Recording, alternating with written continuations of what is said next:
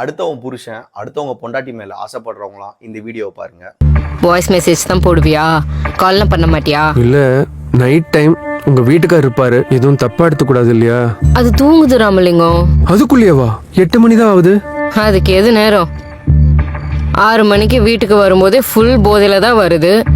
பல நாள் நைட்டு சாப்பிட்றது கூட கிடையாது. அதை விடு, நீ என்ன பண்ற ராமலிங்கம்? அதாவது இந்த கல்யாணத்துக்கு அப்புறம் வர கள்ளக்காதல் எப்படி உருவாகுதுன்னா, ஃபர்ஸ்ட் உன் புருஷன் அப்படின்னு ஒருத்தர் குடும்பத்தை காப்பாத்துறவரு அப்படிங்கிற ஒரு வேலையை மறந்துட்டு அவர் உலகம் அவரு சந்தோஷம்னு சொல்லிட்டு டெய்லியும் தண்ணியை போட்டு ஜாலியா சாப்பிட்றது தூங்குறது, இருந்தாங்களா செத்தாங்கன்னு கூட கேட்காம. ஸோ அதனால வேற ஒரு துணையை தேடி அவங்க மைண்டு கண்டிப்பா மாறும். செகண்ட், ஒரு பொண்ணு எதிர்பார்க்கறது பார்த்தீங்க, அன்பா 4 வார்த்தை, எப்படி இருக்க, சாப்பிட்டியா, உன் ட்ரெஸ் நல்லா இருக்கு, உன் சமையல் நல்லா இருக்கு, இது சொன்னாலே போதும். போது அவங்கள சொன்னா அவங்களுக்கு அவ்வளோ சந்தோஷமா இருக்கும். ஆனா ஒரு சிலர் ரொம்ப வேலை டென்ஷன் உழைச்சிக்கிட்டே இருப்பாங்க. அவங்களோட நோக்கமே குடும்பத்தை காப்பாற்றணும் அப்படின்னு சொல்லிட்டு வெளியூர் வேலை உங்களை நம்பி தனியா விட்டுட்டு போவாங்க.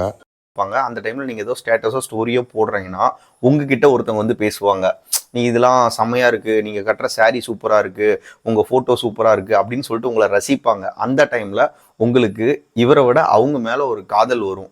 உங்களை மட்டும் இல்ல, உங்களை மாதிரி நிறைய பேர் கூட பேசிட்டு இருக்கலாம். தயவு செஞ்சு அப்படி ஒரு நல்ல மனுஷனுக்கு மட்டும் நீங்க துரோகம் பண்ணிடாதீங்க. அதை